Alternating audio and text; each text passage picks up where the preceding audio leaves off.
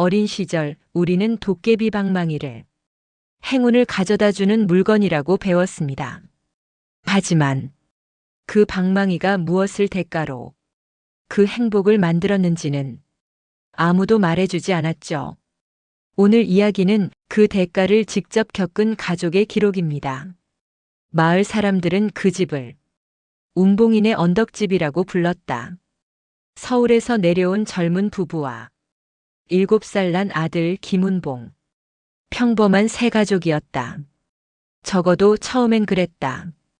그 언덕은 낮에는 조용했지만 해가 지고 나면 유난히 바람이 잘 불지 않았다.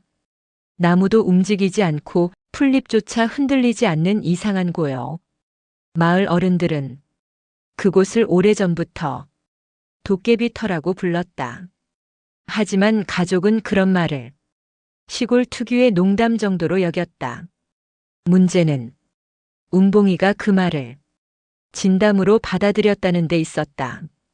운봉이는 이사 온 첫날부터 부엌 창문 아래에 서서 한참 동안 땅만 바라보곤 했다. 어머니는 물었다. 운봉아, 뭐해? 아이는 짧게 대답했다. 저기 누가 있어? 그 말투는 장난이 아니었다. 낯을 가리는 아이가 낯선 곳에서 불안해하는 정도의 말도 아니었다. 운봉이는 저기를 향해 한 발짝 다가가려다 마치 무언가를 피하듯 갑자기 뒤로 물러섰다. 엄마, 저 아저씨 방망이 들고 있어. 그 말을 들은 어머니는 창밖을 봤지만 언덕엔 아무도 없었다. 진흙이 묻은 둔떡과 낡은 장독대만 보일 뿐이었다. 남편은 웃으며 말했다. 애가 상상력이 풍부하네. 만화 그만 보여줘야겠다. 하지만 어머니는 운봉이의 표정을 보고 가볍게 넘길 수 없었다. 어린아이가 겁이 나서 하는 표정보다 훨씬 낯설었다. 입은 벌어져 있는데 눈이 마치 누굴 알아본 사람처럼 굳어 있었다. 그날 밤 운봉이는 잠들기 직전 다시 말했다. 엄마, 그 아저씨 자꾸 언덕에서 내려왔어. 언덕에서 내려왔다고? 아이는 고개를 끄덕였다. 응. 근데 발이 땅에 안 닿아. 어머니는 잠시 말을 잃었다. 운봉이는 거짓말을 할 줄 모르는 아이였다. 며칠 뒤 가족은 마트에서 장을 보러 나갔다. 마을 입구에 다다를 때쯤 운봉이가 갑자기 아버지의 팔을 잡아당겼다. 아빠, 저기. 그 시선 끝엔 동네에 하나뿐인 작은 목간판이 있었다. 거기엔 희미하게 글씨가 새겨져 있었다. 도깨비 방망이 밤에 두드리지 말 것. 남편은 피식 웃었다. 이런 컨셉으로 장사하네. 누가 세운 거야? 하지만 그 간판은 가게 앞에 세워둔 게 아니었다. 아무 건물도 없는 그저 오래된 돌담 앞에 썩은 막대기처럼 기대어 있었다. 운봉이는 간판을 보더니 입술을 떨었다. 아빠, 저거 그 아저씨가 쥐고 있던 거랑 똑같아. 실존 기록 1. 1997년 지역 민속조사보고서. 효살리 북동쪽 언덕 일대는 오래전부터 도깨비 망터로 불렸다. 야간의 망치 소리, 나무 두드리는 소리, 혹은 방망이 질 같은 타격음이 들렸다는 기록이 전한다. 특이한 점은 소리를 들은 사람 대부분이 실체가 보이지 않았다고 답한 것이다. 그날 밤 운봉이는 잠결에 중얼거렸다. 또 두드린다. 어머니는 아이의 손을 잡았다. 무슨 소리야, 운봉아. 아이는 눈도 뜨지 않은 채 속삭였다. 거기서 방 안에서 뚝뚝. 순간 지붕에서 아주 작은 울림이 느껴졌다. 정말 아주 작아서 나만 착각한 건가 싶을 정도의 약한 진동. 하지만 두 번째 울림은 분명했다. 뚝. 지붕이 아니라 바로 위 천장에서 울렸다. 남편도 그 소리에 잠을 깼다. 뭐야, 비 새는 건가? 남편이 천장을 올려다보는 순간 운봉이가 갑자기 울음을 터뜨렸다. 그 아저씨 올라왔어. 방망이 때문에 올라왔어. 그 말은 차마 아이가 꾸민 말처럼 들리지 않았다. 운봉이는 천장을 보지 않으려고 눈을 꽉 감고 있었다. 보는 순간 아는 사람을 마주칠까봐 두려워하는 듯 했다. 다음 날 부부는 지붕 수리공을 불렀다. 하지만 수리공은 지붕을 보자마자 고개를 갸웃했다. 여기 누가 올라갔었나요? 아니요. 왜요? 수리공은 지붕 위에서 찍힌 이상한 자국을 가리켰다. 구두도 장화도 아닌 마치 맨발로 진흙을 그대로 밟아 남긴 듯한 세 개의 움푹 파인 자국. 가장 기이한 것은 그 발자국이 올라간 자국만 있고 내려온 자국이 없다는 점이었다. 수리공은 마지막으로 지붕 기와장을 만지더니 말했다. 여기 누가 방망이 같은 걸로 두들긴 흔적이 있는데요. 이게 며칠 된 건 아닌데. 부부는 서로를 바라봤다. 누가 왜 지붕 위에서 방망이를 두드린 걸까? 수리공이 돌아간 뒤 집 안 공기는 묘하게 가라앉아 있었다. 평소와 같은 햇빛, 같은 바람, 같은 식구였지만 어머니는 그날따라 운봉이가 걸을 때마다 발걸음이 땅에 붙는 것처럼 무겁다고 느꼈다. 아이는 식탁에 앉아 숟가락을 들다가 멈추고 문 쪽을 바라보다 다시 밥을 뜨고 또다시 멈추곤 했다. 운봉아, 왜 그래? 아이는 작은 목소리로 말했다. 그 아저씨 우리 집 안까지 들어오는 것 같아. 어머니는 침착하게 웃어 보였다. 여기엔 아무도 없어. 하지만 아이는 마치 그 말을 그 아저씨가 듣기라도 한다는 듯 입술을 꼭 깨물었다. 그날 오후 어머니는 빨래를 널기 위해 마당에 나섰다. 그때 장독대 뒤에서 바람도 없는데 무언가 흔들렸다. 낡은 헝겊 조각 같기도 하고 누군가의 옷자락 같기도 한 짙은 음영. 흩날리지도 않고 흔들리지도 않으면서 마치 몸통 없이 매달린 팔처럼 장독대 가장자리에 걸려 있었다. 어머니는 그 모습을 잠시 멈춰 바라보다 가위로 자른 듯 사라지는 걸 확인했다. 하지만 헝겊이 바람에 날린 것이 아니라 안쪽으로 접히듯 사라졌다는 점이 이상했다. 마치 장독대 뒤에 공간이 있는 것처럼 남편은 여전히 예민해서 그래 라며 대수롭지 않게 넘겼다. 우리 이사 온 지 얼마 안 됐잖아. 환경이 바뀌면 원래 다 그래. 하지만 그날 저녁 남편도 더 이상 웃을 수 없게 되는 일이 생겼다. 실존 기록이 1993년 효살리 주민 제보 노트. 방망이를 든 도깨비는 사람을 해치지 않는다. 대신 대가를 뺏어간다. 그 대가는 금품이 아니라 집안의 운이라고 했다. 도깨비를 본 후 갑자기 일이 꼬이거나 병이 나거나 가족 중 한 명만 유독 불운해지는 경우가 많았다. 저녁을 먹고 나서 남편은 창고에서 망치를 찾기 위해 뒤편 창고문을 열었다.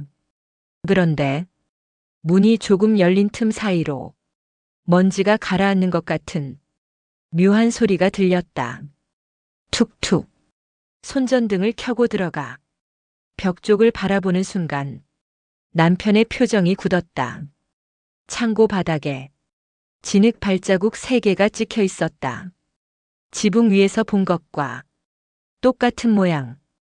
그런데 더욱 이상한 건 발자국 옆에 썩은 나무 토막 같은 것이 누워 있었다는 점이다. 길이 40cm 정도의 짧고 두꺼운 나무 막대. 겉에 긁힌 자국이 끝에서 끝까지 퍼져 있었고 손잡이 부분에는 이상할 정도로 깨끗한 손자국이 남아 있었다. 남편은 막대를 만지려다 손을 멈췄다. 그 순간 창고 위쪽 천장이 살짝, 아주 살짝 울컥하고 눌리는 소리를 냈다. 바람 탓이라고 하기엔 소리가 너무 무거웠다. 남편이 뒤로 물러설 때 천장에서 흙먼지 하나가 툭 떨어졌다. 그리고 천장 안쪽에서 누군가 숨을 들이키는 소리가 났다. 짧고 낮고 너무 가까웠다. 남편은 손전등을 떨어뜨렸다. 불빛이 흔들리며 바닥을 비출 때 그 썩은 나무 토막이 아주 조금, 정말 아주 미세하게 반대 방향으로 기울어진 것을 남편은 확실히 보았다. 그날 밤 남편은 아무 말도 하지 않았지만 숨을 억지로 참는 듯한 표정을 하고 있었다. 어머니는 불편함을 느꼈다. 지붕 이야기 때문이지? 남편은 잠시 침묵하다. 고개를 끄덕였다. 발자국이 창고에도 있더라. 그 말에 두 사람은 동시에 운봉이의 방을 바라봤다. 아이는 깊이 잠들어 있었다. 그런데 그 작은 가슴이 불규칙하게 들썩이고 있었다. 마치 누군가와 꿈속에서 말다툼이라도 하는 듯한 표정. 그리고 속삭였다. 내놔. 그건 내 거 아니야. 어머니는 아이의 어깨를 흔들었다. 운봉아, 무슨 소리야? 아이는 눈을 뜨지 않았다. 그저 같은 말을 반복했다. 그거 돌려줘. 남편은 천천히 아이의 이불을 걷어 올렸다. 그 아래에서 작은 손이 무언가를 꽉 쥐고 있었다. 손바닥 안에는 낡고 검은 나무 조각이 붙어 있었다. 남편이 조심스럽게 아이의 손을 펴자 나무 조각이 바닥으로 떨어지며 작게 울렸다. 딱.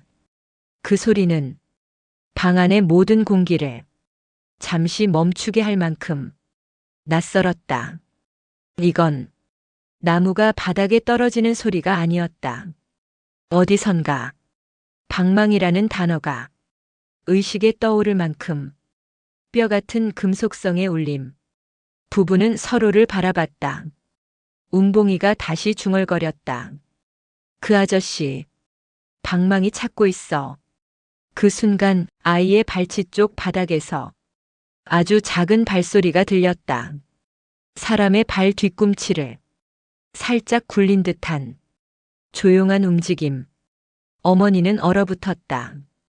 운봉이의 침대 위 벽에 그 발소리가 움직이는 방향과 똑같은 속도로 그림자 하나가 미세하게 흔들리고 있었다. 다음 날 아침 운봉이는 평소보다 더 말이 없었다. 눈밑이 퀭했고 밥을 먹으면서도 젓가락이 자꾸 떨어졌다. 그러다 갑자기 말했다. 아빠, 어제 그 방망이 내가 집에 들여온 거 아니야. 그럼 누가 가져온 건데? 운봉이는 조용히 현관 쪽을 가리켰다. 저기 문 열릴 때 같이 들어왔어. 부부는 동시에 문을 쳐다봤다. 그 문은 집을 지은 뒤 한 번도 바꾼 적 없는 낡은 나무 문이었다. 가장자리는 벌어져 있고 틈 사이로 바람이 조금씩 드나드는 구조. 그 문 아래 흙이 조금 끼어 있었다. 어머니는 그 흙을 보다가 갑자기 손을 멈췄다. 흙 위에 작은 발자국 하나가 찍혀 있었다. 운봉이 발보다 확실히 작았다. 그런데 발가락이 4개였다. 부부는 그 작은 발자국 앞에서 한동안 말을 잃고 서 있었다. 운봉이는 발자국을 보지도 못한 채 부모의 표정만 보고 입술을 떨었다. 또 왔지? 아이는 자신이 무슨 말을 하는지도 완전히 이해하지 못한 얼굴이었다. 하지만 직감적으로 알고 있었다. 집에 무엇이 들어왔는지를. 그날 오후 어머니는 무작정 집안을 둘러보기 시작했다. 도대체 무엇이 이 집 안에서 움직이고 있는지 확인하고 싶었다. 그런데 거실 벽장 문을 여는 순간 어머니는 마치 가슴을 세게 움켜쥐는 것 같은 찌릿한 공포를 느꼈다. 벽장 안쪽 천장, 보통 사람이라면 닿기 어려운 위치에 미세한 긁힌 자국이 있었다. 손으로 쓸어보니 흘가루가 떨어졌다. 여길 어떻게 긁지? 어머니가 몸을 뒤로 빼는 순간 벽장 깊숙한 곳에서 뭔가 스르륵 움직이는 소리가 났다. 옷도 짐도 흔들리지 않았는데 소리만 들렸다. 마치 보이지 않는 누군가가 옆으로 비켜 앉는 듯한 불쾌한 마찰음. 남편은 더 이상 대수롭지 않게 넘길 수 없는 상황이란 걸 인정해야 했다. 그래서 마을 이장을 찾아갔다. 효살리에서 나고 자란 일은 가까운 노인이었다. 남편이 집에 이상한 일이 계속 생깁니다. 라고 조심스레 말하자 이장은 한숨을 내쉬었다. 언덕집 말하는 거요? 남편은 놀랐다. 예. 혹시 그 집에 뭐가 있는 건가요? 이장은 한참을 말없이 담배만 피웠다. 연기를 길게 뿜고 나서야 조용히 입을 열었다. 그 집, 옛날의 방망이 소리 때문에 사람들이 이사 많이 갔어요. 방망이 소리요? 밤마다 땅속에서 또는 지붕 위에서 뚝뚝 두드리는 소리가 들렸다고 했죠. 남편은 등골이 서늘해졌다. 그건 며칠 전 자기가 직접 들은 소리였다. 실존 기록 3. 1978년 효살리 구전 인터뷰 기록. 도깨비 방망이는 사람에게 복을 주는 게 아니요. 그건 거래요. 복을 주는 대신 집안의 한 사람에게 운명을 빼앗아가는 것이요. 그 운명이란 게 돈일 수도 있고 건강일 수도 있고 때론 목숨일 수도 있지. 남편이 돌아왔을 때 집은 더 조용했다. 불길할 만큼. 운봉이는 거실 한가운데 앉아 문 쪽을 바라보고 있었다. 운봉아, 뭐해? 아이는 대답 대신 어머니 쪽으로 천천히 고개를 돌렸다. 눈빛이 어른 같았다. 무언가를 오래 지켜본 사람의 눈. 엄마, 그 아저씨가 이름 불렀어. 어머니는 숨이 턱 막혔다. 뭐라고 불렀는데? 운봉이는 작은 입술로 또박또박 대답했다. 김운봉. 이렇게. 그 순간 어머니는 아들이 운봉아라고 부를 때의 얄팍한 음이 아니라 낯선 어른의 저음으로 아들의 이름이 불린 듯한 착각에 몸서리가 쳐졌다. 밤이 되자 아버지는 잠을 이루지 못했다. 지붕 위에서 또다시 뚝뚝 소리가 들릴까봐. 그런데 그날은 소리가 없었다. 오히려 더 불안한 침묵. 바람도 벌레도 나뭇잎도 사라진 것 같은 고요. 그때였다. 운봉이 방에서 낮은 목소리가 들렸다. 안줘. 아버지와 어머니는 동시에 일어났다.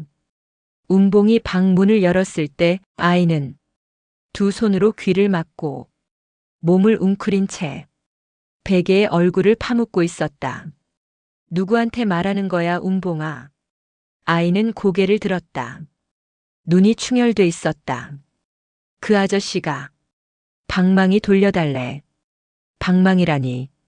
그걸 우리가 왜 가져가? 운봉이는 덜덜 떨며 말했다. 우리가 가져간 게 아니라 그 아저씨가 찾으러 온대. 아버지는 방 안을 이리저리 살폈다. 그런데 아버지의 시선이 천장 모서리에서 멈췄다. 허연 석회가 얼마 전 바른 듯 매끈한데 그 아래에서 독특한 형태의 그림자가 형성돼 있었다. 사람 팔꿈치처럼 꺾인 그림자. 하지만 방 안에는 그 어떤 물건도 그런 그림자를 만들 구조가 없었다. 아버지가 한 발 다가가자 그림자는 슬금슬금 반대쪽 벽으로 이동했다. 그림자는 빛을 따라 움직이지 않았다. 오히려 아버지의 발걸음을 미리 알고 피하는 듯 했다. 아버지가 그림자를 향해 손을 뻗는 순간 탁! 천장에서 무언가 떨어졌다. 아버지는 반사적으로 몸을 숙였다. 바닥에 떨어진 건 금속이 부딪힌 듯한 이상한 울림과 함께 검은 나무 파편이었다. 어머니가 떨리는 목소리로 말했다. 운봉이가 쥐고 있던 그거랑 비슷해. 그러자 운봉이가 갑자기 소리를 질렀다. 그 아저씨 화났어. 내가 만졌다고. 방망이 내 거 아니라고. 아이는 무언가에 쫓기듯 침대 뒤로 숨었다. 그리고 천장이 한번 크게 울컥하고 내려앉았다. 분명히 누군가가 천장 위에서 두 발로 뛰어내린 듯한 충격이었다. 아버지는 본능적으로 아들을 끌어안았다. 어머니는 거실 불을 켜려 달려나갔다. 그 순간 집 전체가 바람도 없는데 일제히 기울었다. 천장은 마치 무거운 무언가가 한 방향으로 쏠린 듯 미세하게 처지는 소리를 냈다. 운봉이는 엎드린 채 숨도 제대로 쉬지 못하고 말았다. 아빠, 그 아저씨, 우리가 방망이 숨겼다고 생각해. 아버지는 아들을 꼭 안았다. 그제야 알았다. 이건 단순한 소문이나 미신이 아니었다. 이 집엔 방망이를 되찾으려는 존재가 이미 들어와 있었다. 운봉이가 이름을 불렸다고 말한 그날 이후 집안의 공기는 확실히 달라졌다. 그동안은 어쩌다 한번 들리는 소리나 아이의 착각 정도로 여길 수 있었다. 하지만 이제는 이 집 전체가 한 방향으로 빨려 들어가는 느낌이었다.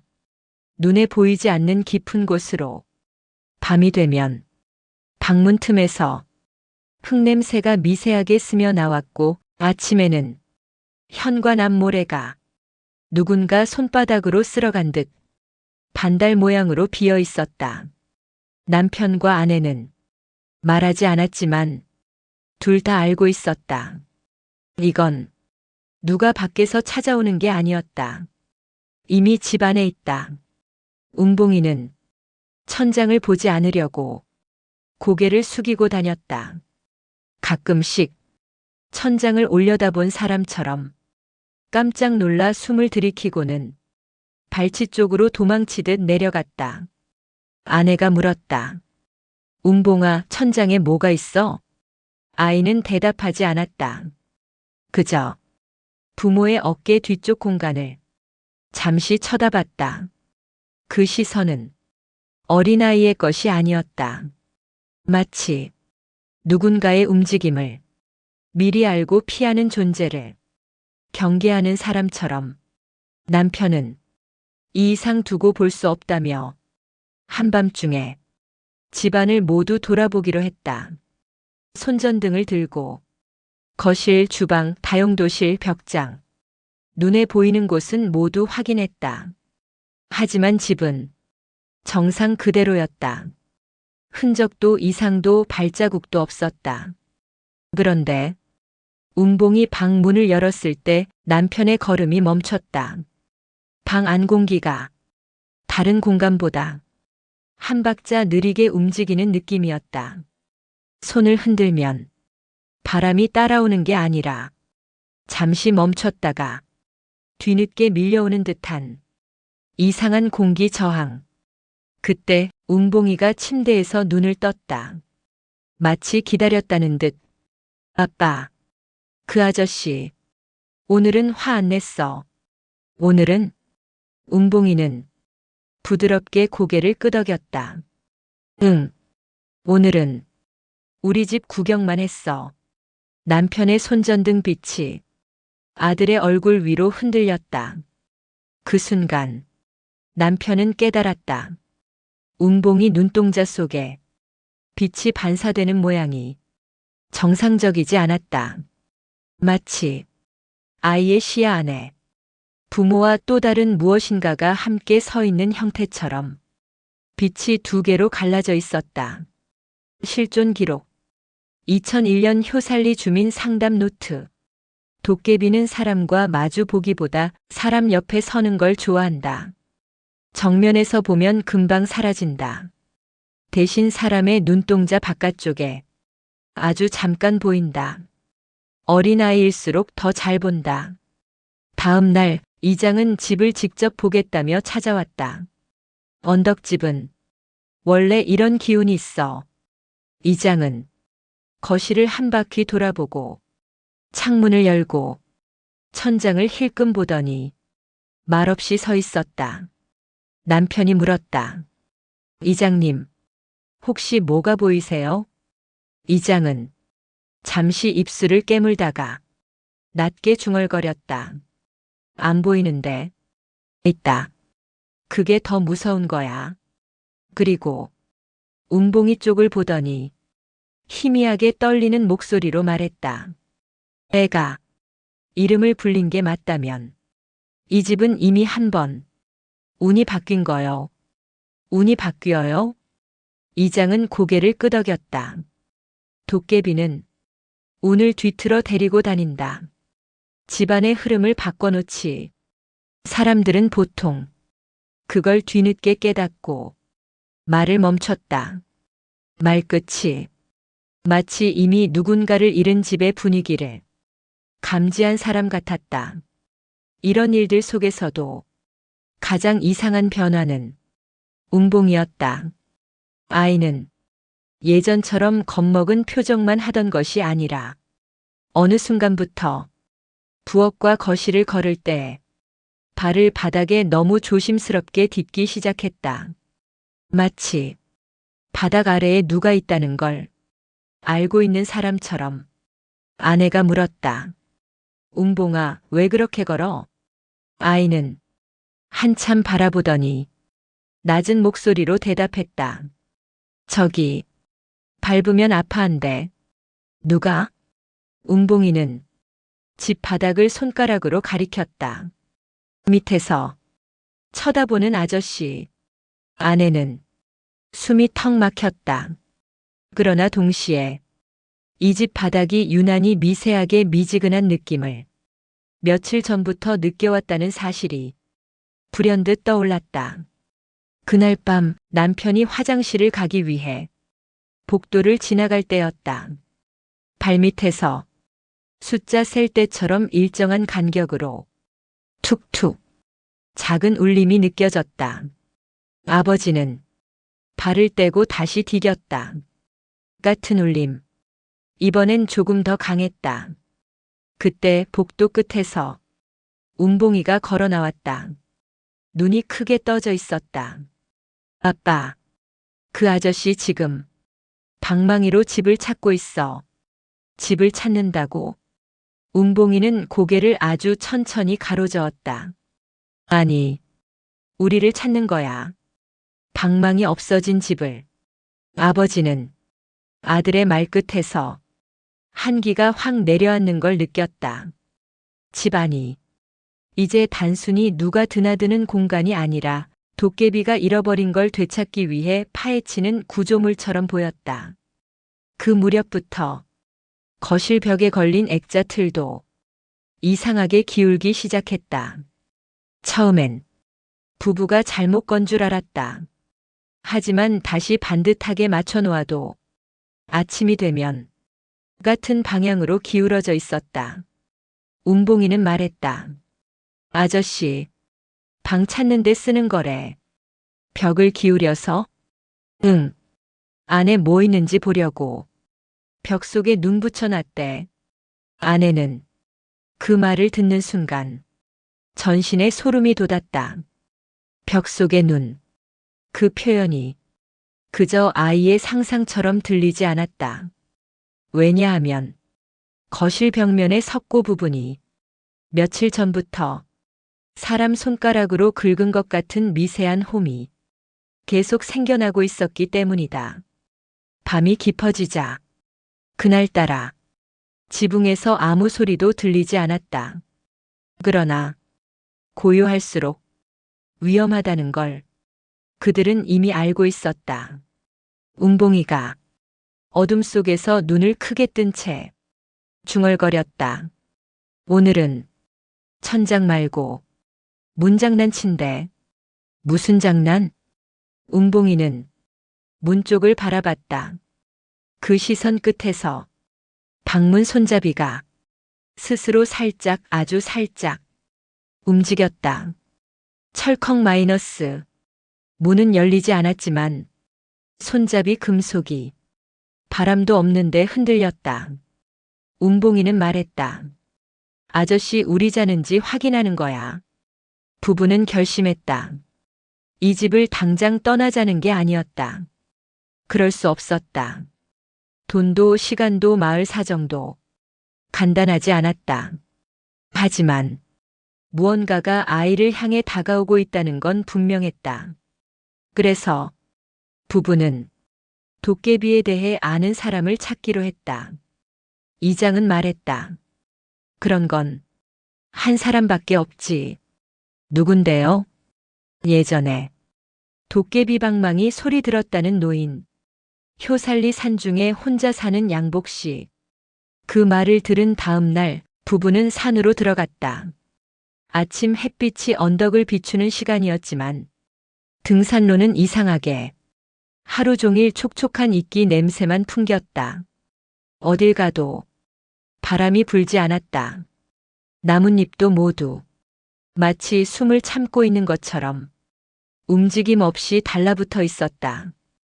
부부는 마치 누군가 뒤에서 따라오는 듯한 감각을 느끼며 천천히 산길을 올랐다. 양복 씨의 집은 작은 산비탈에 자리 잡고 있었다. 지붕은 반쯤 내려앉아 있었고 창문은 오래된 종이문으로 막혀 있었다. 남편이 문을 두드릴 때 아내는 느꼈다. 문 안쪽이 텅 빈 집의 울림이 아니라 이미 누가 서 있는 공간의 울림이라는 걸. 문이 열렸다. 양복 씨는 주름진 얼굴로 부부를 보며 말없이 안으로 들어오라고 손짓했다. 집 안은 향 냄새도 사람 냄새도 없었다. 대신 흙냄새와 젖은 나무 냄새가 진하게 깔려 있었다. 남편이 조심스럽게 말했다. 저희 집에서 도깨비 방망이 같은 걸 찾으러 오는 것 같습니다. 양복 씨는 부드럽게 고개를 끄덕였다. 그래, 그건 찾아와. 자기 물건이니까. 아내가 떨리는 목소리로 물었다. 그 방망이를 저희가 가져온 게 아니에요. 노인은 천천히 답했다. 그렇지. 도깨비가 먼저 줬겠지. 부부는 말문이 막혔다. 노인은 계속 말했다. 도깨비 방망이는 절대 그냥 사라지지 않는다. 반드시 주인이 있는 물건이다. 그 주인을 잃으면 그 집으로 돌아가려 하지. 남편이 물었다. 그 집이란 게 우리 집이라는 뜻인가요? 노인은 아주 오래된 이야기를 꺼내듯 천천히 고개를 끄덕였다. 그래, 그 집. 원래 그 도깨비가 쓰던 집이거든. 부부는 말을 잃었다. 양복 씨는 벽 한쪽을 가리켰다. 거기엔 아주 오래된 나무판이 세워져 있었다. 그 위에는 붉은 잉크처럼 보이는 글씨가 희미하게 적혀 있었다. 방망이를 돌려주지 않으면 운이 거꾸로 꺾인다. 양복 씨는 그 글씨를 쓴 사람이 죽기 직전 남긴 기록이라고 말했다. 아내는 물었다. 방망이는 어디 있어요? 우린 가진 게 없는데요. 노인은 조용히 창밖을 향해 손가락을 뻗었다. 지금도 그 집에서 찾고 있을 거다. 왜냐하면 그건 너희가 숨긴 게 아니라 천천히 부부를 바라보았다. 도깨비가 스스로 잃어버린 거니까. 그래서 더 화가 나 있겠지. 부부는 공포가 아니라 절망감에 가까운 감정을 느꼈다. 이미 시작된 일이고, 이미 들어온 존재고, 그 존재가 잃어버린 걸 자기 집에서 찾고 있다는 사실. 남편은 물었다. 그럼 어떻게 해야 하나요? 노인은 단호하게 말했다. 한 가지뿐이다. 침묵이 집안을 잠시 채웠다. 그놈이 잃어버린 걸 너희가 대신 찾아줘야지. 노인의 말은 단순한 조언이 아니었다. 그건 이 집에서 살아남고 싶다면 반드시 해야 하는 일을 선고하는 말처럼 들렸다. 남편은 물었다. 그걸 우리가 어떻게 찾아요? 노인은 고개를 저었다. 그걸 찾는 건 사람이 아니라 그놈이다. 너희는 그놈이 찾을 수 있도록 길을 열어줘야 해. 아내는 얼굴이 하얗게 질렸다. 길이요? 노인은 오래된 방바닥을 발로 톡 건드렸다. 도깨비는 땅 아래를 더 잘 다닌다. 집 바닥도 벽도 다 길이지. 그 말에 아내는 며칠 동안 느껴왔던 바닥 아래의 미지근한 온기를 떠올렸다. 집으로 돌아가는 길, 산길은 유난히 조용했다. 사람 발소리가 흙을 밟는 소리보다 더 크게 느껴질 정도의 조용함. 부부는 각자의 생각에 잠겨 말이 없었다. 하지만 걱정은 서로 같았다. 웅봉이 아이에게 다가오는 것은 무엇인지도 모르고 그 존재가 무엇을 요구하는지도 모른다. 부부가 생각에 잠겨 걷고 있었을 때 갑자기 뒤에서 지그지그 나뭇가지를 누르는 발소리 같은 것이 규칙적으로 들렸다. 둘은 동시에 뒤돌았다. 아무도 없었다. 하지만 그 순간 아내는 분명히 느꼈다. 누군가가 그들과 똑같은 속도로 걷다가 멈춘 것 같은 정적. 그리고 바람도 없는데 왼쪽 어깨 뒤에서 짧게 숨 들이키는 소리가 났다. 아내는 문득 노인이 했던 말이 떠올랐다. 도깨비는 사람 정면에 서지 않는다. 집에 도착한 순간 더 이상 이상하다라고 말할 단계가 아니었다. 현관문 아래에 작은 진흙 발자국이 4개가 더 늘어나 있었다. 웅봉이 발보다 작고 발가락은 4개였으며 모양은 사람과 동물이 섞인 형태. 남편은 그 발자국이 집 바깥에서 찍힌 게 아니라 집 안에서 바깥으로 나온 방향이라는 걸 뒤늦게 깨달았다. 아내가 떨리는 목으로 말했다. 우리가 없는 동안 돌아다녔어. 웅봉이는 현관 앞 발자국을 보더니 작게 중얼거렸다. 찾고 있는 거야. 방망이. 그 말엔 두려움보다 알고 있는 사람의 확신이 섞여 있었다. 그날 밤 집안은 더 무겁게 가라앉았다. 침묵이 아니라 숨을 참고 있는 소리에 가까웠다. 웅봉이는 저녁을 먹다가 갑자기 숟가락을 떨어뜨렸다. 그리고 거실 천장을 바라본 채 얼굴이 굳었다. 아내가 불안한 눈으로 물었다. 왜 그래? 웅봉이는 천천히 고개를 흔들었다. 응. 아저씨가 오늘은 천장에 없어. 그럼 어디 있는데? 잠시 침묵. 아이는 부엌 쪽을 아주 천천히 가리켰다. 부엌 아래. 부부는 겁에 질린 채 부엌으로 향했다. 조명이 켜져 있었지만 바닥 아래에서 낮게 울리는 듯한 둔탁한 떨림이 느껴졌다. 툭, 툭, 툭. 도깨비가 방망이로 바닥을 두드리는 듯한 리듬. 그 소리엔 규칙이 있었다. 찾아 헤매는 소리였다. 가장 무서웠던 건 그 소리가 부모가 움직일 때마다 따라 움직인다는 점이었다. 남편이 한 발 움직이면 바닥 아래 울림이 그 방향으로 이동했다. 툭툭툭. 마치 바로 아래에서 걸어가는 사람이 그림자처럼 따라붙는 느낌. 아내는 바닥에 무릎을 대고 귀를 댔다. 그러자 뚜렷하게 들렸다. 입김 같은 소리, 차갑지 않은 흙 속의 숨소리, 그리고 아주 낮고 거친 속삭임. 도, 리, 조. 아내는 비명을 지르지 못했다.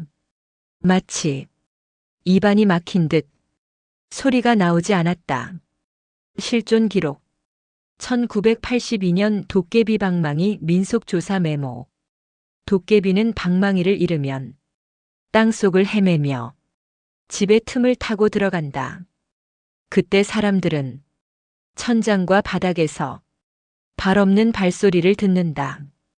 도깨비가 사람을 직접 해치지 않으나 운을 집어삼킨다. 웅봉이는 점점 침대에서 자지 못했다. 눈을 감으면 뭔가가 천장과 바닥 사이를 왔다 갔다 하는 소리가 귓속 가까이 들렸기 때문이다. 아이는 어느 날 밤 부모에게 말했다. 엄마, 그 아저씨 눈이 여기에도 있대. 아내는 아이의 시선을 따라 벽을 봤다. 거기엔 아주 미세한 동그란 구멍 같은 것들이 나무결 사이사이에 생겨 있었다. 누가 바늘로 여러 번 찌른 듯한 작은 구멍들. 아내가 손가락으로 가까이 가져가자 운봉이가 소리쳤다. 만지지 마. 거기서 아저씨가 보고 있어. 다음 날부터 집 안 곳곳에서 문제들이 생기기 시작했다. 밥솥은 멈추고 냉장고는 갑자기 꺼졌다 켜졌다. 거실의 불은 밤마다 미세하게 떨리듯 켜졌다 꺼졌다를 반복했다. 전기 문제라고 하기엔 모든 현상이 운봉이가 지나갈 때만 발생했다. 운봉이가 현관을 지나가면 신발장 문이 스스로 툭 튀어나왔고 운봉이가 화장실 앞을 지나가면 세면대 아래에서 두드리는 소리가 들렸다. 운봉이는 말했다. 내가 가진 게 아니잖아. 그러니까 내 주변만 찾아다니는 거야. 부부는 그제야 공포가 아니라 죄책감 같은 감정을 느끼기 시작했다. 이건 도깨비가 아이에게 아기를 품은 게 아니었다. 잃어버린 걸 밖으로 꺼내려는 과정일지도 모른다. 문제는 그 과정에서 아이의 운이 계속 깎이고 있다는 것이다. 우연이라고 하기엔 이상한 일들이 계속됐다. 남편이 직장에서 실수를 하고 큰 사고로 이어질 뻔했고 아내는 가전제품이 하나씩 고장나 예상치 못한 지출을 계속 겪었다. 그런데도 가장 심하게 영향을 받는 건 항상 운봉이었다. 운봉이는 아침마다 몸이 무거워졌고 학교에서도 자꾸 넘어지거나 갑자기 숨이 가빠졌다고 말했다. 아내는 아이의 손목을 잡다가 자기도 모르게 손을 놓을 뻔했다. 운봉이 팔목에 미세한 파란 멍이 여러 줄 생겨 있었기 때문이다. 마치 작은 손가락으로 꽉 잡힌 자국처럼. 운봉이는 말했다. 아저씨가 끌어내려고 그래. 어디로? 아이는 거실 바닥을 가리켰다. 아래로. 운봉이가 아래로 끌어내린다고 말한 그날 밤 집안엔 더 이상 조용함이라는 개념이 없었다. 이제 들리는 건 바닥에서 올라오는 울림뿐이었다. 툭, 툭, 툭. 하지만 그 소리는 밤이 깊어질수록 점점 더 규칙을 잃어갔다. 마치 땅속 어둠 속에서 무언가가 미친 듯이 사방을 뒤지는 소리처럼 부부는 웅봉이를 가운데 두고 침대 옆에 앉아 있었다. 아이의 몸은 식은땀으로 젖어 있었고 숨소리는 가늘게 끊어졌다 이어졌다. 아내가 말했다. 혹시 그 방망이가 집 안 어딘가 있는 건 아닐까? 남편은 말도 안 된다는 듯 고개를 저었다. 우린 본 적도 없어. 웅봉이 손에서 나온 그 조각 말고는. 그러나 아내는 직감적으로 알고 있었다. 이 집은 이미 도깨비의 옛집이다. 그렇다면 도깨비 방망이는 여전히 이 집 어디엔가는 있을 수 있었다. 가장 먼저 확인한 곳은 벽장이었다. 며칠 전 이상한 긁힌 자국을 본 곳. 남편이 문을 열자 차갑고 묵직한 공기가 한꺼번에 쏟아져 나왔다. 아내는 벽장 바닥을 손전등으로 비추다. 갑자기 멈췄다. 거기엔 작은 나무 파편들이 여러 개 모여 있었다. 검고 달아 마치 부스러진 몽둥이처럼 보이는 조각들. 손전등 불빛이 닿는 순간 그 조각들 사이에서 진흙 발자국이 천천히 사라져가는 듯한 이상한 장면이 보였다. 마치 발자국이 스스로 흙 속으로 흡수되는 것처럼. 아내는 손을 떨며 말했다. 여기엔 없어. 이건 너무 오래된 조각들이야. 남편은 벽장 문을 닫으며 무겁게 말했다. 그래도 이 집 어딘가에 있다는 건 확실해졌다. 그때였다. 웅봉이가 갑자기 비명을 지르며 거실로 달려나왔다. 아내가 놀라 따라가자 웅봉이는 벽에 등을 붙이고 온몸을 떨고 있었다. 왜 그러는데? 웅봉이는 벽 너머를 가리켰다. 방금 여기서 숨이 끊기는 듯한 소리. 방망이로 문을 열려고 했어. 아내는 벽에 귀를 가져다 댔다. 그 순간 벽 안에서 한 번 쿵 무거운 것을 밀어 올리는 듯한 충격이 느껴졌다. 남편은 아내를 뒤로 끌어냈다. 웅봉이는 벽을 바라보며 중얼거렸다. 문을 찾고 있어. 안 보여서 계속 두드리는 거야. 여기가 문 아니냐고. 아내는 전신에 소름이 돋았다. 여긴 벽이지. 문이 아닌데. 그런데 도깨비에게는 이곳이 언젠가의 문자리였을지도 모른다. 부부는 결국 집 전체를 뒤지기 시작했다. 가구를 옮기고 장판을 들추고 벽을 손으로 두드리며 소리가 울리는지 확인했다. 그러나 어디에서도 도깨비 방망이는 나오지 않았다. 갈수록 집은 더 차갑고 더 음습해졌다. 숨을 들이쉴 때마다 흙냄새가 올라왔고 웅봉이의 그림자는 조명 방향과 상관없이 이상하게 길게 늘어졌다. 아내가 말했다. 무언가가 우리한테 가까워지는 게 느껴져. 남편은 웅봉이를 안고 아이의 등에 난 가느다란 멍들을 손끝으로 느끼다가 멍자국이 작은 손가락 형태라는 걸 뒤늦게 깨달았다. 아내도 그 형태를 본 순간 숨을 삼켰다. 작고 길쭉한 4개의 손가락 모양. 그날 새벽 혹한 같은 정적을 깨는 소리가 집안에 들렸다. 툭. 거실에서 무언가 바닥에 떨어진 소리. 부부와 웅봉이는 약속이라도 한 듯 동시에 일어나 거실로 뛰어갔다. 바닥 위에는 또 하나의 검은 나무 조각이 놓여 있었다. 그 조각은 누군가 일부러 깎아낸 듯 끝이 뾰족했고 길이는 아이 손바닥만 했다. 아내가 조심스럽게 주우려는 순간 운봉이가 소리쳤다. 만지지 마. 그거 아저씨 손에서 떨어진 거야.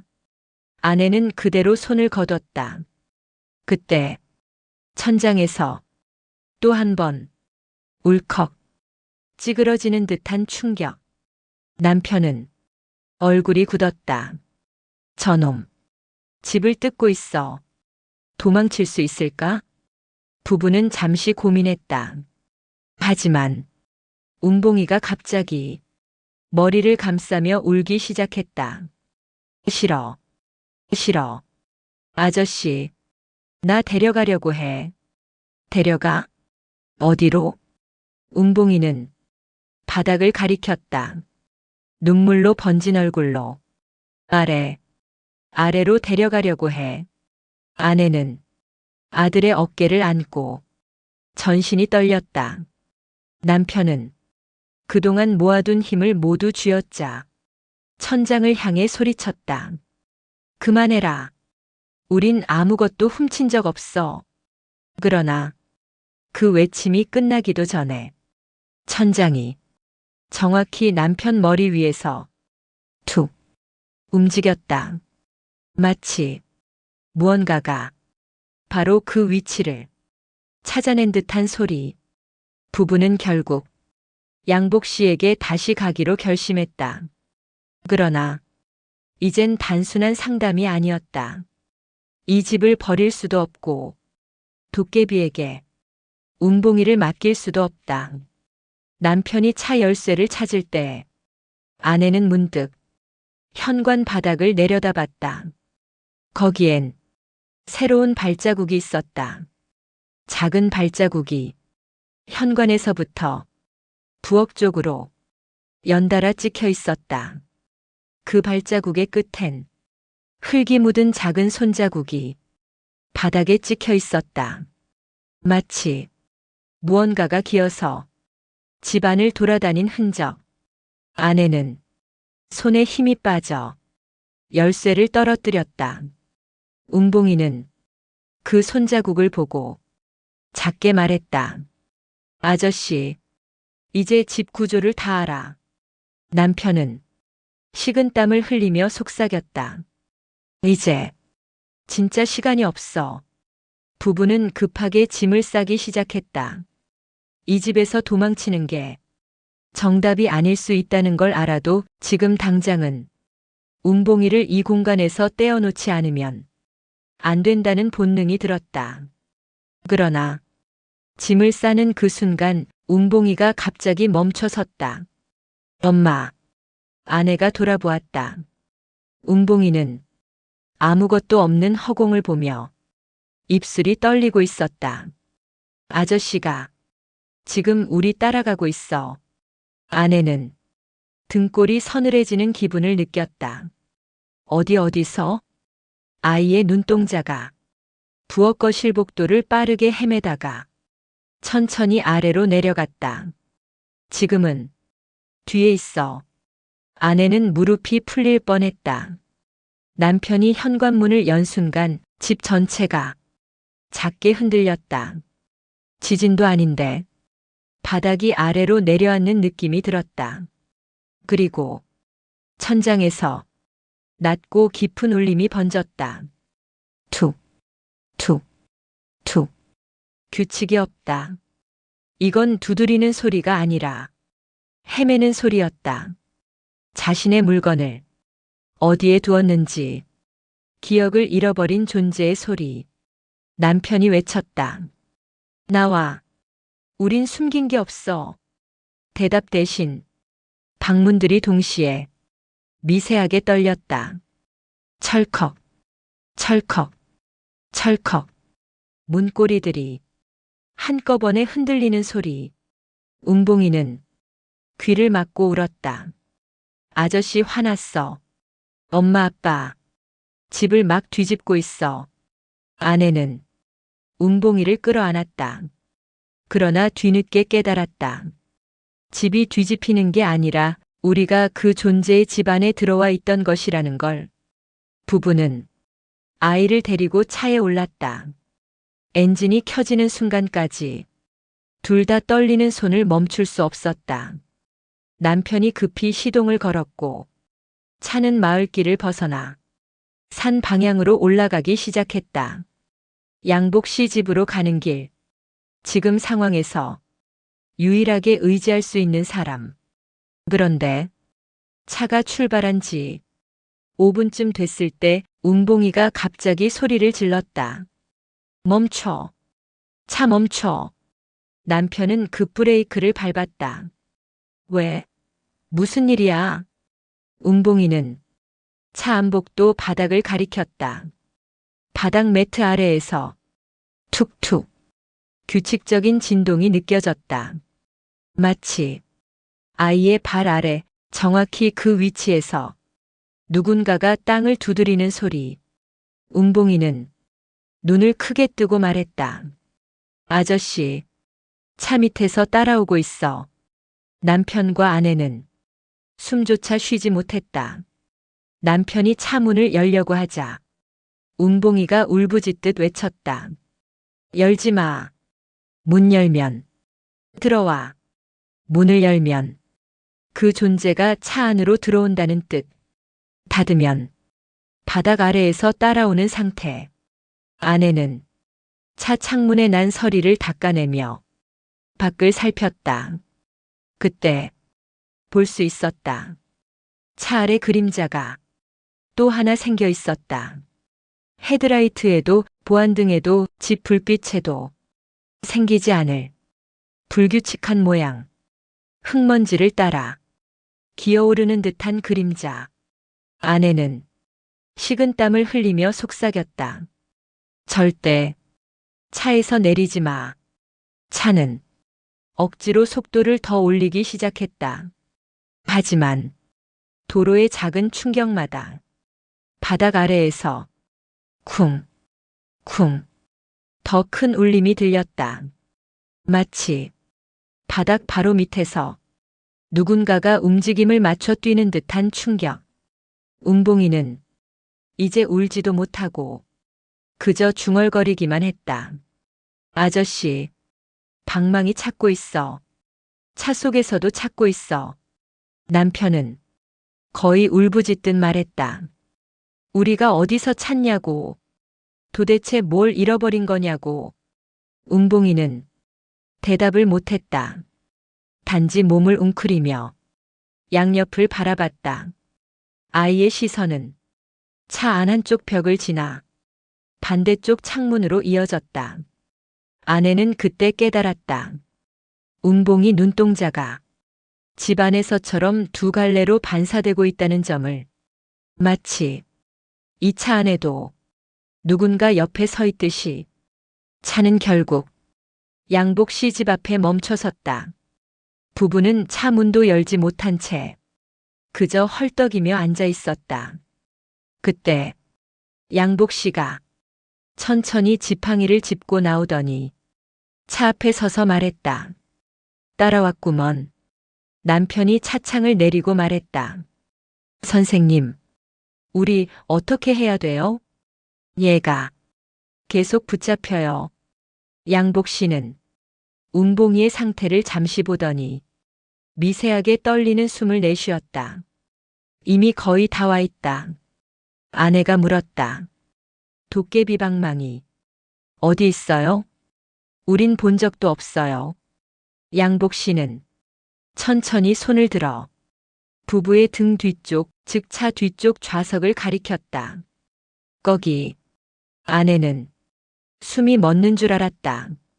운봉이가 앉아있던 자리 바로 뒤, 그 좌석 틈 사이에 검게 달아있는 나무 조각 하나가 끼워져 있었다.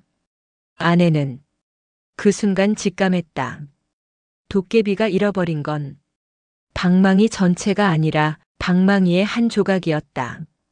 그리고 그 조각은 처음부터 이 집에 있었던 게 아니라 운봉이가 처음 그 존재를 본 날 그 존재가 스스로 떨어뜨린 것이었다. 양복 씨는 더럽혀진 나무 조각을 집어들며 말했다. 이걸 돌려줘야 한다. 그럼 없어지는 건가요? 노인은 천천히 고개를 저었다. 사라지진 않는다. 주인을 찾을 뿐이지. 아내는 떨리는 목소리로 물었다.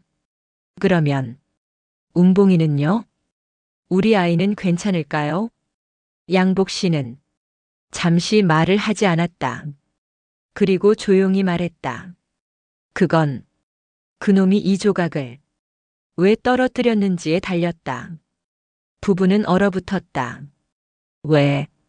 그리고 누구에게 맡기려고 했는지. 양복 씨는 아주 미세하게 떨리는 목소리로 말했다. 어쩌면 처음부터 누군가에게 전달하려 했던 걸지도 몰라. 아내는 심장이 내려앉는 느낌을 받았다. 누구한테요? 양복 씨는 운봉이를 바라보며 대답했다. 너희 아이. 방망이 새 주인으로. 양복 씨는 떨리는 손끝으로 나무 조각을 천천히 뒤집어 보았다. 그 조각은 단순한 나무가 아니었다. 표면이 매끈하지 않았고 무언가가 수십 년 동안 계속 움켜쥐고 있던 것처럼 중간 부분만 유독 반질반질하게 달아 있었다. 운봉이는 그 조각에 시선이 닿는 순간 숨을 얕게 들이켰다. 아내가 얼른 아이를 끌어당겼다. 왜 그래? 운봉이는 손등을 꽉 쥐며 떨리는 목소리로 말했다. 그 아저씨 손 냄새가 나. 아내는 심장이 식는 듯한 느낌을 받았다. 양복 씨는 손에서 떼기라도 두려운 듯 손바닥 위에 조각을 올려둔 채 말했다. 도깨비가 방망이를 잃어버렸다는 말이 무슨 뜻인지 아나? 남편은 고개를 저었다. 노인은 천천히 답했다. 저놈이 자기 힘을 잃어버렸다는 뜻이지. 도깨비는 힘을 잃는 순간 자기 물건을 되찾기 위해 주변 운을 먹고 다닌다. 사람의 건강, 재물, 기억, 필요하면 목숨까지. 남편은 숨을 들이키며 물었다. 운봉이를 새 주인 삼으려고 했다는 건? 양복 씨는 잠시 말문을 닫았다. 아이에게 운이 몰려 있었던 거겠지. 아내는 바로 그 말에 고개를 절레절레 저었다. 아니에요. 우리 애는 몸도 약했고 운 좋을 만한 일도 없었는데. 노인은 작게 웃었다. 그런 애들이 더 잘 끌려가. 운이라는 건 사람이 느끼는 행운이 아니라 수명이기도 하니까. 그 말은 이 집에서 가장 무거운 공포가 되었다. 부부는 더는 듣지 못하고 운봉이를 데리고 양복 씨 집 밖으로 나갔다. 이젠 조각만 되돌려주면 모든 게 끝날 수도 있다는 아주 작은 희망이 생겼으니까. 하지만 집에 다시 들어선 순간 그 희망은 산산이 부서졌다. 집 안 공기가 이미 달라져 있었다. 문을 열자마자 미세한 흙먼지 냄새가 숨을 막았다. 바닥은 이전보다 더 미지근했고 거실 벽지는 작게 들떠 있었다. 운봉이는 문턱에서 멈춰섰다. 엄마. 아내는 아이의 팔을 붙잡았다. 왜?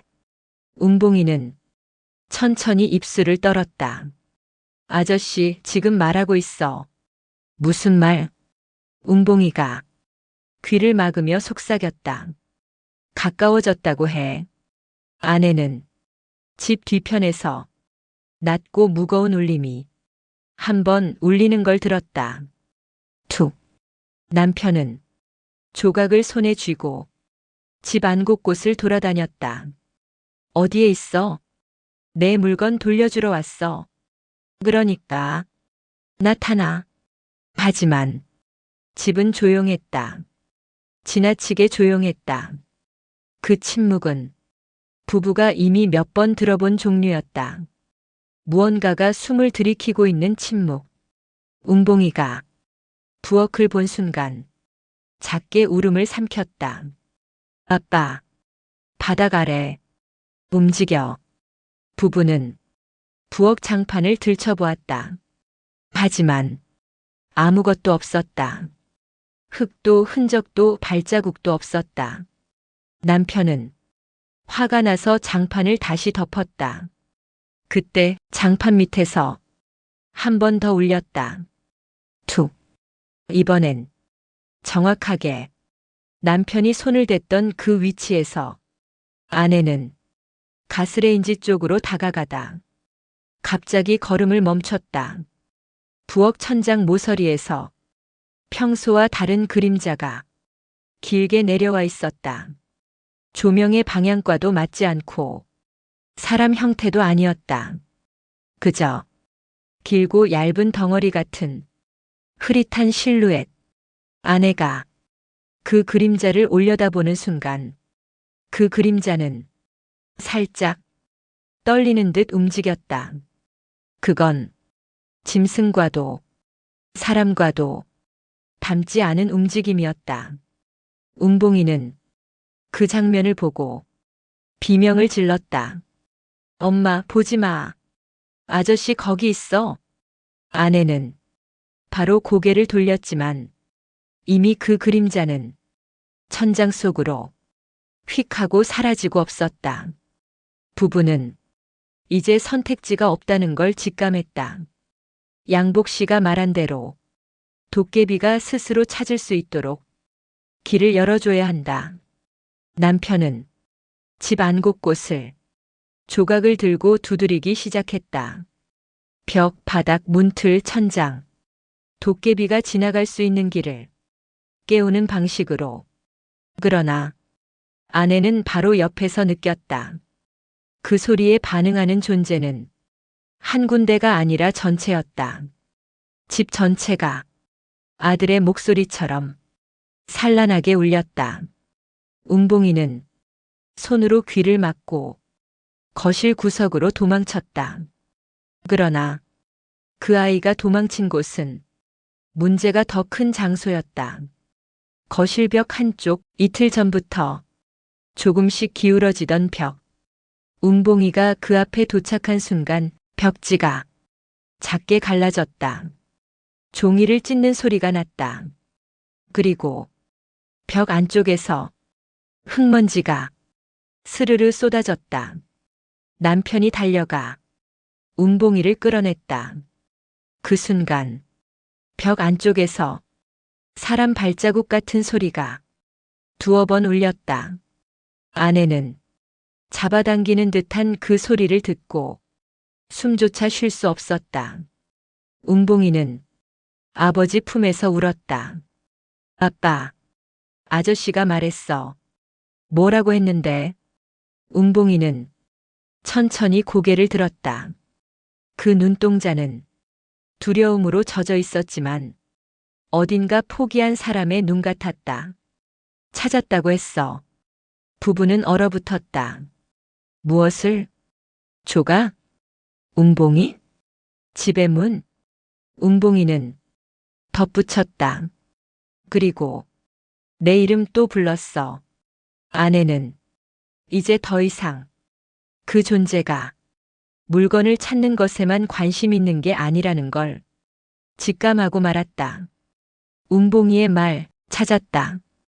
그 한마디는 이 집안의 공기를 완전히 바꿔놓았다. 그 말이 떨어진 순간 집 전체가 한번 크게 내려앉는 느낌이 들었다. 바람도 벌레도 조명도 한순간에 죽은 것처럼 멈췄다. 그리고 집 깊은 곳에서 천천히 오래된 돌이 굴러가는 듯한 소리가 올라오기 시작했다. 아내는 웅봉이를 꽉 끌어안고 거실 한가운데로 물러섰다. 남편은 조각을 들고 천장과 벽, 문 방향을 계속 살폈다. 그러나 이 집은 이제 어디에서 나타날지 모르는 존재를 완전히 품고 있었다. 그때였다. 부엌 바닥이 갑자기 우두둑하고 벌어지듯 흔들렸다. 아내가 소리를 지를 틈도 없이 바닥 아래에서 검은 그림자 같은 것이 벽틈을 타고 올라왔다. 그 그림자는 사람 팔처럼 휘지도 않았고 동물 다리처럼 구부러지지도 않았다. 그저 위로 올라오는 어둠 덩어리에 가까웠다. 운봉이는 숨을 삼켰다. 아저씨다. 아내는 아들의 눈을 가렸다. 하지만 이미 그 아이는 아주 오래전부터 그 존재를 보고 있었다. 그 그림자는 천천히 천장까지 치솟더니 어디론가 사라졌다. 그 뒤 어느 방에서부터인지 모를 낮은 속삭임이 들려왔다. 봉. 아내는 다리에 힘이 풀렸다. 이제 그 존재는 이름을 부르고 길을 찾았고 조각까지 알고 있었다. 남편은 마침내 결심했다. 가자. 이제 숨길 것도 없어. 그놈한테 돌려주자. 아내는 겁이 나서 고개를 저었다. 어디로? 어디에 돌려줘야 하는데? 남편은 운봉이를 바라보았다. 운봉아, 그 아저씨가 어디에 있는 것 같아?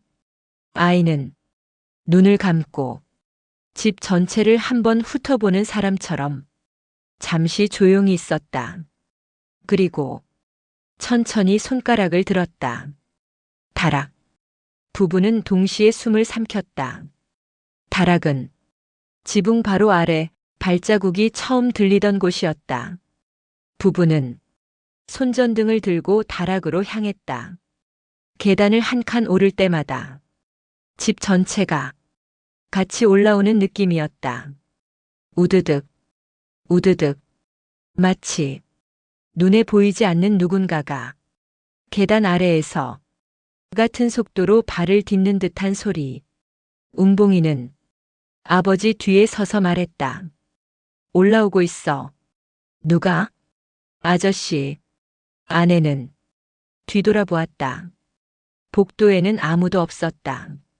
하지만 온몸에 털이 서는 이상한 느낌이 있었다. 뒤에서 누군가 목을 길게 빼서 계단을 올려다보고 있는 듯한 기척. 다락문을 열자 곰팡이 냄새와 함께 차가운 흙냄새가 올라왔다. 집 위쪽인데 왜 흙냄새가 날까? 아내는 그 생각을 하자마자 깨달았다. 이건 지붕이 아니라 도깨비에게는 땅속의 길이었다. 남편이 손전등으로 앞을 비추자 다락 한가운데 진흙이 잔뜩 묻은 커다란 자국이 있었다. 발자국? 아니었다. 사람 주먹보다 큰 둥근 자국. 마치 방망이 끝으로 땅을 찍어가며 움직인 흔적. 운봉이가 떨었다. 맞아. 여기. 아저씨 방망이 냄새나. 남편은 손에 든 조각을 다락 바닥에 놓았다. 그리고 숨을 고르며 말했다. 가져가. 이게 내 거라면 어서 가져가. 그러나 집은 조용했다. 전혀 반응하지 않았다. 순간 운봉이가 아버지 팔을 잡았다. 아빠, 저렇게 두면 안 돼. 왜? 아이는 다락 구석을 가리켰다. 아무것도 없어 보이는 그곳에서 천천히 흙먼지가 내려앉았다. 그건 무언가가 방금 그 자리에서 움직인 흔적이었다. 운봉이는 속삭였다. 저기 놔야 해. 아저씨는 원래 저쪽에 서 있었어. 부부는 서로를 바라보았다. 이미 운봉이는 그 존재의 움직임을 몸으로 느끼고 있었다. 남편이 조각을 조심스럽게 그 구석에 놓는 순간 다락 전체가 한 번에 숨을 들이켰다. 공기, 먼지, 나무, 집 구조 전부가, 그리고 천장에서 낮고 거친 후 하는 숨소리가 흘러나왔다. 운봉이는 귀를 막았다. 왔어. 아저씨 왔어. 부부는 천천히 뒤로 물러섰다. 다락 어둠 한복판에서 아무것도 보이지 않았지만 그 존재의 무게가 내려오는 느낌이 들었다. 아이의 이름을 불러왔던 그 목소리, 방을 두드렸던 그 힘, 집을 뒤집어가며 헤매던 그 움직임, 모두 이 다락으로 수렴되고 있었다. 그때 운봉이가 아주 작게 말했다. 아빠. 남편이 아이를 안았다. 왜? 운봉이는 눈을 뜨지 않고 말했다. 이제 우리한테 뭐 하나만 더 물어본대. 남편은 숨을 삼켰다. 아내는 울먹이며 물었다.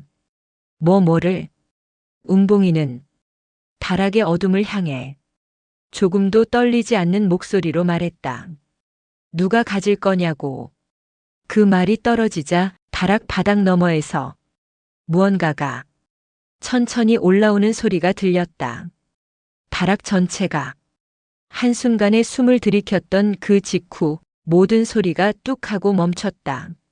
아내는 그 침묵이 더 무섭다는 걸 바로 알아챘다.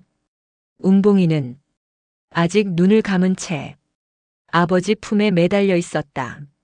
남편은 조각이 놓인 방향을 보며 조용히 속삭였다.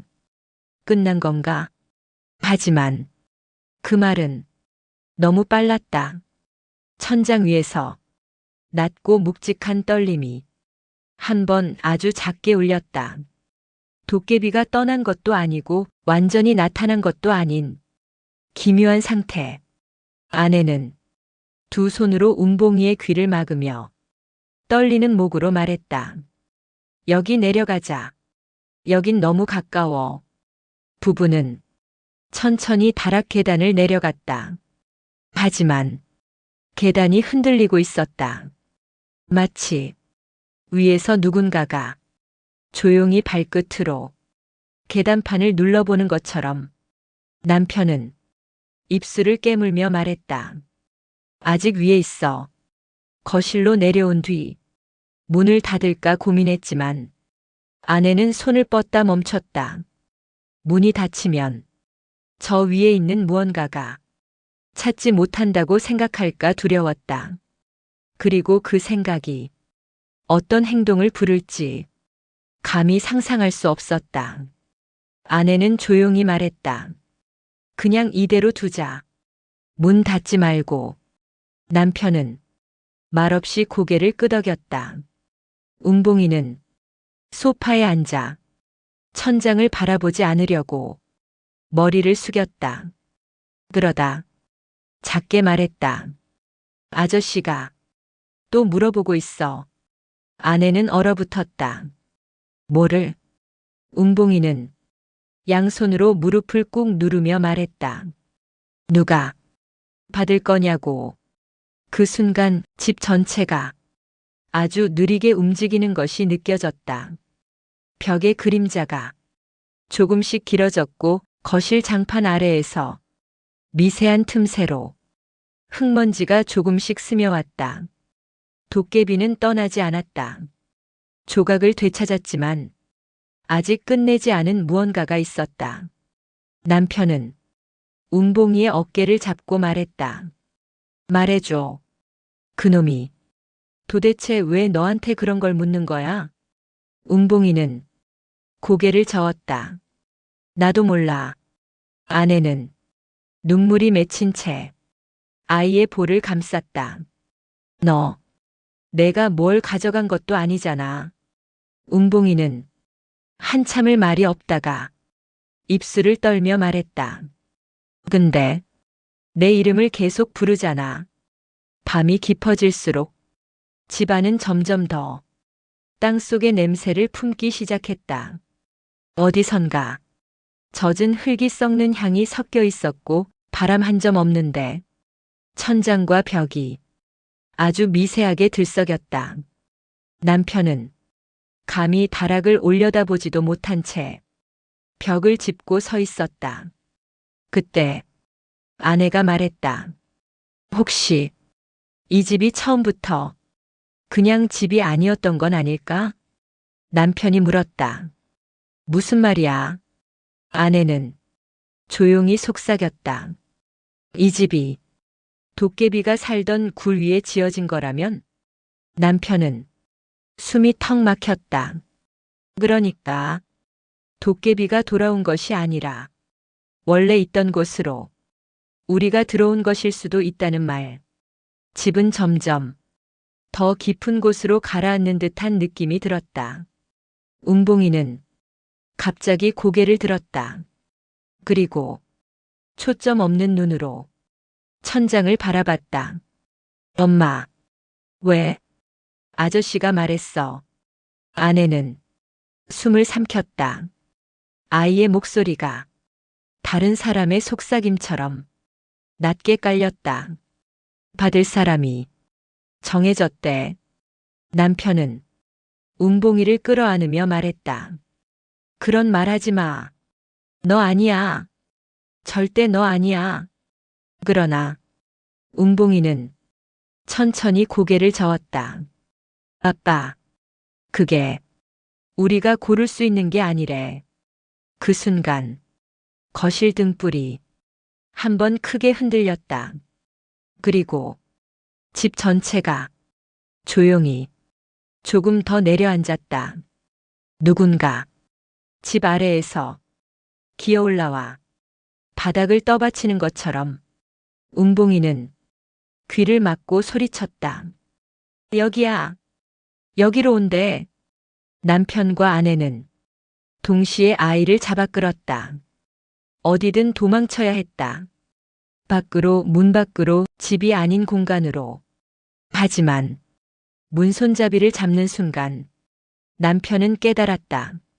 문이 살짝 열려 있었다. 그 누구도 열지 않았는데 아내는 숨을 삼켰다. 누가 먼저 나간 거야? 운봉이는 고개를 숙이며 말했다. 여기, 이 집에 있는 사람은 우리 셋밖에 없는데.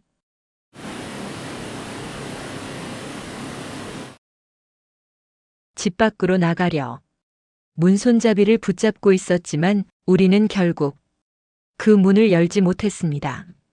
문 너머에 누가 먼저 나갔는지조차 모르는 채 집 안 공기만 점점 더 아래로 가라앉았죠.